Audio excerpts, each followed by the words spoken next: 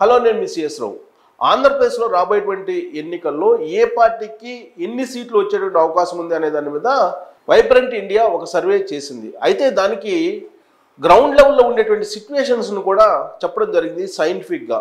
అసలు కూటమి అధికారంలోకి వస్తుందా లేదంటే వైఎస్ఆర్ కాంగ్రెస్ పార్టీ అధికారంలోకి వస్తుందా అనే దాని మీద ఒక సర్వే చేసి దానికి సంబంధించి సైంటిఫిక్గా గ్రౌండ్లో ఎలాంటి సిచ్యువేషన్స్ ఉన్నాయి, ఏ పార్టీకి పాజిటివ్స్ ఏమి ఉన్నాయి, ఏ పార్టీకి నెగిటివ్స్ ఏమి ఉన్నాయి అనే దాని మీద విశ్లేషణ చేయడం జరిగింది ఆ సర్వే. సో దాంట్లో ఏమున్నాయి, పాజిటివ్స్ ఏం చెప్పారు, నెగిటివ్ ఏం చెప్పారు, గ్రౌండ్లో ఉండేటువంటి సిచ్యువేషన్ ఏం చెప్పారు అనేది ఒకసారి చూద్దాం. ఆ సర్వే చెప్పినటువంటి మొత్తం అంశాలు కనుక చూస్తుంటే vibrant India it's national survey సంస్థ. సో ఇది చాలా క్లియర్గా చెప్పింది. సో రాబోయేటువంటి ఎన్నికల్లో ప్రభావం చూపించేటువంటి అంశాలు, ఆంధ్రప్రదేశ్లో ప్రభావం చూపించేటువంటి అంశాలు ఏమున్నాయి అనేది కీ అబ్జర్వేషన్స్, వాళ్ళు అబ్జర్వ్ చేసినటువంటి అబ్జర్వేషన్స్ ఏమున్నాయంటే positives for YSR Congress party. వైసీపీకి ఉన్నటువంటి పాజిటివ్ పాయింట్స్ ఏమున్నాయంటే positive on few welfare schemes in rural areas. సంక్షేమ పథకాలు అనేకం అమలు చేస్తుంది YSR Congress party, Jaganmohan Reddy ప్రభుత్వం. అయితే వాటిలో కొన్ని మాత్రమే పాజిటివ్గా ఉన్నాయి అని చెప్పి తేల్చింది గ్రౌండ్ లెవెల్లో. Volunteers, YSRCP government. సో వాలంటీర్లు అనేవాళ్ళు వైఎస్ఆర్ కాంగ్రెస్ పార్టీ లేదా వైఎస్ఆర్ కాంగ్రెస్ పార్టీ ప్రభుత్వంలో పెద్ద పాజిటివ్ పాయింట్గా ఉన్నారు వాలంటీర్స్ అనేవాళ్ళు. అలాగే BJP joining TDP plus JSP Janasena party, అంటే బీజేపీ తోటి తెలుగుదేశం పార్టీ జనసేన పొత్తు పెట్టుకోవడం అనేది కూడా వైఎస్ఆర్ కాంగ్రెస్ పార్టీకి ఒక ప్లస్ పాయింట్గా అబ్జర్వ్ చేసింది ఈ సర్వే సంస్థ గ్రౌండ్ లెవెల్లో. ఇక negatives for YSR Congress party, YSR Congress పార్టీకి నెగిటివ్స్ ఏమున్నాయి? Huge anti incumbency in urban areas and youth due to lack of development and employment opportunities. So ప్రధానమైనటువంటి యాంటీ వైఎస్ఆర్ కాంగ్రెస్ పార్టీ మీద ఏముందంటే యాంటీ ఇన్కంబెన్సీ, ప్రభుత్వ వ్యతిరేకత ఎక్కువగా పట్టణాల్లో నగరాల్లో కనిపిస్తూ ఉంది అనేది. అలాగే యువత వ్యతిరేకంగా ఉన్నారు, డెవలప్మెంట్ లేదు, అలాగే ఎంప్లాయ్మెంట్ లేదు, అవకాశాలని.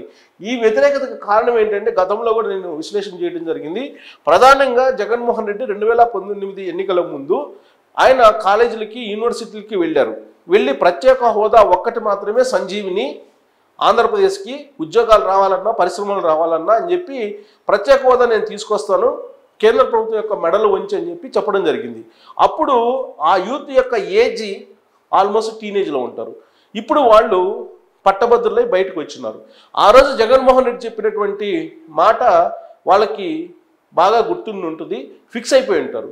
జగన్మోహన్ రెడ్డి పచ్చి అబద్ధం ఆడారు అనేది ఇప్పుడు వాళ్ళ నిర్ధారణకి వచ్చి ఉంటారు. అందుకే యూత్ బాగా వ్యతిరేకంగా ఉన్నారు జగన్మోహన్ రెడ్డికి అనేది గ్రౌండ్లో గ్రహించారని చెప్పి భావించడానికి అవకాశం ఉంది.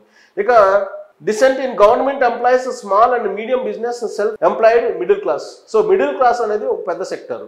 అలాగే employees small and medium business చేసేవాళ్ళు, బిజినెస్ పీపుల్ కానీ, తర్వాత సెల్ఫ్ ఎంప్లాయీ పీపుల్ కానీ, మొత్తం ఎంప్లాయీస్ కానీ మొత్తం వ్యతిరేకంగా ఉన్నారు వైఎస్ఆర్ కాంగ్రెస్ పార్టీకి అనేది. ఇక liquor, government jobs, sand, roads, capital issue, revenge politics, disputes in YSR family. So ఇవన్నీ కూడా వైఎస్ఆర్ కాంగ్రెస్ పార్టీకి నెగిటివ్ పాయింట్స్. లిక్కర్ ఒకటి ఉంది, మద్య నిషేధం అన్నారు, కానీ మద్యాన్ని ఆయనే అమ్ముతున్నారు సొంత బ్రాండ్లతో, అదొక పెద్ద నెగిటివ్ పాయింట్ జగన్మోహన్ రెడ్డికి. అలాగే గవర్నమెంట్ జాబ్స్ లేకపోవడం, అలాగే ఇసుక అక్రమ రవాణా, అక్రమంగా ఇసుక స్కాము, రోడ్స్ లేకపోవడం, అమరావతి క్యాపిటల్ ఇష్యూ, క్యాపిటల్ లేకుండా చేశారు, క్యాపిటల్ని అసలు డిస్ట్రాయ్ చేశారు. తర్వాత రివెంజ్ పాలిటిక్స్లో జగన్మోహన్ రెడ్డికి మించినటువంటి పొలిటీషియన్ మరొకరు ఉండరు. మాజీ మంత్రుల్ని ఎంతమందిని అరెస్ట్ చేశారు అనేది మనకు తెలుసు, ఇంక్లూడింగ్ చంద్రబాబు నాయుడిని రివెంజ్ పాలిటిక్స్లో భాగంగానే అరెస్ట్ చేసి రిమాండ్ పంపించి 53 రోజుల పాటు జైల్లో ఉంచడం జరిగింది. సో ఇది రివెంజ్ పాలిటిక్స్ ఎందుకు చూశారు, అది పెద్ద negative. Disputes in YSR Congress పార్టీలో డిస్ప్యూట్స్ ఎన్ని ఉన్నాయనేది మనందరికీ తెలుసు. ఆ డిస్ప్యూట్స్ కూడా పెద్ద నెగిటివ్ పాయింట్ అని చెప్తున్నారు. ఇక unrest among farmers on procurement prices, drought and cyclone relief. So farmers కూడా వ్యతిరేకంగా ఉన్నారు. వీళ్ళు ప్రైస్ విషయంలో కానీ, అలాగే ఇప్పుడు కరువు ఉంది అంటే కరువు నేపథ్యంలో సైక్లోన్ రిలీఫ్ అందజేయట్లో కానీ జగన్మోహన్ రెడ్డి వైఫల్యం చెందారు అనేటువంటి భావనలో ఫార్మర్స్ ఉన్నారని చెప్పి చెప్తుంది. అలాగే resentment towards atrocities on dalits and backward classes, మైనార్టీలు, బ్యాక్వర్డ్ క్లాసెస్, మైనార్టీస్ వీళ్ళందరి మీద కూడా ఎక్కువ హరాస్మెంట్ చేశారు, అట్రాసిటీస్, అలాగే హరాస్మెంట్స్, ఇవన్నీ కూడా నెగిటివ్ పాయింట్స్ ఆయనకి. ఎందుకంటే డోర్ డెలివరీ చేసినటువంటి ఎమ్మెల్సీ కనిపిస్తాడు జగన్మోహన్ రెడ్డి పక్కన. సో ఇవన్నీ కూడా నెగిటివ్ పాయింట్స్. ఇంకా పాజిటివ్స్ ఫర్ టీడీపీ, తెలుగుదేశం పార్టీకి పాజిటివ్లే ఉన్నాయి. Huge anti incumbency on government sympathy due to the mister Naidu's arrest. So ప్రభుత్వ వ్యతిరేకత అనేది పెద్ద పాజిటివ్ పాయింట్ తెలుగుదేశం పార్టీకి. అలాగే ఆయన అరెస్ట్ చేసిన సందర్భంగా సింపతి గెయిన్ అయ్యారనేది. టీడీపీ ప్లస్ జనసేన అలయన్స్, అదొక పాజిటివ్ పాయింట్స్ తెలుగుదేశం పార్టీకి. ప్రో డెవలప్మెంట్ ఇమేజ్, చంద్రబాబు నాయుడుకు ఉన్నటువంటి ఇమేజ్ ఏదైనా ఉందంటే డెవలప్మెంట్ చేయగలరు అనేటువంటి ఇమేజ్ ఆయనకు ఉంది. అలాగే లోకేష్ పాదయాత్ర, యువగలం పాదయాత్ర ఒక పెద్ద పాజిటివ్ పాయింట్ అని చెప్పి అబ్జర్వ్ చేసింది గ్రౌండ్ లెవెల్లో ఈ సంస్థ. Huge support in urban areas, పట్టణ ప్రాంతాల్లో చాలా సపోర్టు కనిపిస్తూ ఉంది తెలుగుదేశం పార్టీకి అనేది ఒక ప్లస్ పాయింట్. ఇక నెగిటివ్స్ ఫర్ టీడీపీ, తెలుగుదేశం పార్టీకి నెగిటివ్స్ ఏమున్నాయంటే BJP joining TDP plus Janasena party alliance పెట్టుకోవడమే నెగిటివ్ పాయింట్ బీజేపీ తోటి అనేది ఈ సంస్థ అబ్జర్వ్ చేసింది. వైఎస్ఆర్సీపీ గవర్నమెంట్లో వైఎస్ఆర్ కాంగ్రెస్ పార్టీ ఉండటమే పెద్ద మైనస్ పాయింట్ తెలుగుదేశం పార్టీకి. అందుట్లో పొలిటికల్ హరాస్మెంట్ చేసేటువంటి సీఎం ఉన్నారు అనేది కూడా అబ్జర్వ్ చేసింది. తర్వాత inter party squabbles for alliance in few constituencies. So కొన్ని కాన్స్టిట్యున్సీల్లో నియోజకవర్గాల్లో అభ్యర్థుల ఎంపిక ఇవన్నీ కూడా కొంత రాంగ్ అనేది తెలుగుదేశం పార్టీకి ఉన్నటువంటి నెగిటివ్ పాయింట్. సో ఇట్లా వైఎస్ఆర్ కాంగ్రెస్ పార్టీకి పాజిటివ్ ఏంటి నెగిటివ్ అని చెప్పారు, అలాగే టీడీపీకి పాజిటివ్ ఏంటి నెగిటివ్ అని చెప్పారు. అల్టిమేట్గా రిజల్ట్ ఏమి ఇచ్చారంటే గ్రౌండ్ లెవెల్లో వీళ్ళు చెప్పారు, బట్ అల్టిమేట్ రిజల్ట్ ఏమి ఇచ్చారంటే ఇక్కడ టీడీపీ కూటమికి 79 స్థానాలు క్లియర్ కట్గా గెలవబోతుంది. ఎక్స్పెక్టేషన్ వచ్చేసి 115 నుంచి 120 వరకు వచ్చే అవకాశం ఉంది అంటున్నారు. వైఎస్ఆర్ కాంగ్రెస్ పార్టీకి క్లియర్ కట్గా 29 మాత్రం గెలిచే అవకాశం ఉంది, స్లైట్ ఎడ్జి 18. సో ఎక్స్పెక్టేషన్స్ వచ్చేసి 55 నుంచి 60 మాత్రం గెలిచే అవకాశం ఉంది. ఓట్ షేర్ చూసినట్టయితే మనం ఓట్ షేర్ వచ్చేసి కూటమికి 42.26, వైఎస్ఆర్ కాంగ్రెస్ పార్టీకి 38.11, అన్డిసైడెడ్ వచ్చేసి 13.47, అదర్స్ 6.16.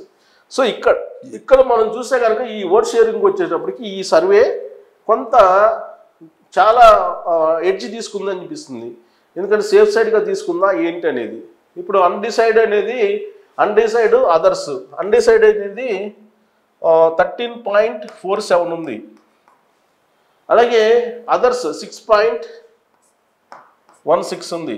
అంటే టోటల్గా 7, 6, 13, 6, 9 అంటే 19.63%ని వీళ్ళు గ్రాస్ప్ చేయలేకపోయారు. అంటే చాలా హ్యూజ్ ఓట్ బ్యాంక్ని వీళ్ళు డిసైడ్ చేయలేకపోయారు ఏంటి అనేది. సో కాబట్టి ఈ సర్వేలో ఫ్లక్చుయేషన్స్ ఎక్కువ ఉండేటువంటి అవకాశం ఉందని చెప్పి కూడా మనం చెప్పుకోవచ్చు. అన్డిసైడెడే వాళ్ళు కనుక్కోలేకపోయారు 13% అంటే చాలా హ్యూజ్. బట్ ఇక్కడ మాత్రం తక్కువ మనం చూసినాం కనుక 42.26 కూటమికి 38.11 అనేది వైసీపీకి వేసుకుంటే కనుక దీంట్లో మనకి జస్ట్ చాలా పర్సంటేజ్ తక్కువగా 4.15 మాత్రమే ఎక్కువ ఉంది. ఏది పర్సంటేజ్ తెలుగుదేశం పార్టీ కూటమి 4.15% ఎక్కువ ఉంది. బట్ అన్డిసైడ్ అనేది చాలా ఎక్కువ ఉంది కాబట్టి బట్ ఇక్కడ వేరియేషను చాలా కనిపిస్తుంది. అది ఈ అన్డిసైడ్ అనేది ఎటు వెళ్తుందో తెలియదు. అదర్స్ అన్డిసైడ్ దగ్గరికి చాలా పెద్ద పర్సంటేజ్ కనిపిస్తుంది. ఇక సీట్స్ బై కేటగిరీ అంటే కేటగిరీ వైజ్ సీట్స్ వేశారు. 79 విన్ను, అలాగే 29 ఇదా నేను చెప్పాను కదా slight 29 YSR Congress party, slight majority అంటే బహుశా నేను అనుకోవటం ఇది అన్డిసైడ్ కాబట్టి ఇంత డిసైడ్ చేస్తుంటారు. అంటే స్లైట్ ఎడ్జ్ తోటి బయటపడేవి, అలాగే ఇవి కీన్ కంటెస్ట్ వీటిలోకి వెళ్ళిపోతాయి అనుకుంటా. అందుకే వీళ్ళు ఈ స్లైట్ ఎడ్జ్ అలాగే కీన్ కంటెస్ట్ ఈ పర్సంటేజ్, సో ఈ పర్సంటేజ్లోకి తీసుకొని ఉంటారు. ఆ పర్సెంట్ అన్డిసైడ్ కాబట్టి ఈ సీట్ని వీటిని క్లియర్గా వాళ్ళు ఎస్టిమేట్ చేయలేకపోయారు. వాళ్ళు ఎస్టిమేట్ చేసిన దాని ప్రకారం అయితే టీడీపీ 79 వస్తుంది, కేవలం 29 వైసీపీకి 29 మాత్రం వస్తుంది. ఇక్కడ చాలా క్లియర్గా ఉంది 79 అంటే ప్రభుత్వాన్ని ఏర్పాటు చేయడం అనేది చాలా ఈజీ, ఎందుకంటే 88 మ్యాజిక్ ఫిగర్. సో కాబట్టి ప్రభుత్వాన్ని ఏర్పాటు చేయడానికి అయితే మాత్రం అవకాశాలు చాలా క్లియర్గా కనిపిస్తున్నాయి కూటమికి. బట్ ఎక్కువ వేరియేషన్ తీసుకున్నారు వీళ్ళు. బట్ ఎనీహౌ ఇప్పుడు డిసైడ్ ఫ్యాక్టర్ కనుక తీసుకుంటే డెఫినెట్గా ప్రభుత్వాన్ని కూటమి ఏర్పాటు చేయబోతుంది అని చెప్పి చెప్పడానికి చాలా అంశాలు ఇక్కడ మనం పొందుపరిచాము. చాలా అంశాలు వైబ్రెంట్ ఇండియా నేషనల్ సర్వే పొందుపరిచింది. కాబట్టి రాబోయేటువంటి రోజుల్లో ఆంధ్రప్రదేశ్లో అన్ని గ్రౌండ్లో ఉన్నట్టు అన్ని అంశాలను విశ్లేషణ చేసుకున్న గ్రౌండ్ సిచ్యువేషన్ కనుక తీసుకుంటే తెలుగుదేశం పార్టీ, బీజేపీ, జనసేన కూటమి అధికారంలోకి రాబోతుంది, వచ్చేటువంటి అవకాశం పక్కాగా కనిపిస్తుంది అనేది నేషనల్ సర్వే ఇచ్చినటువంటి report. Thank you very much.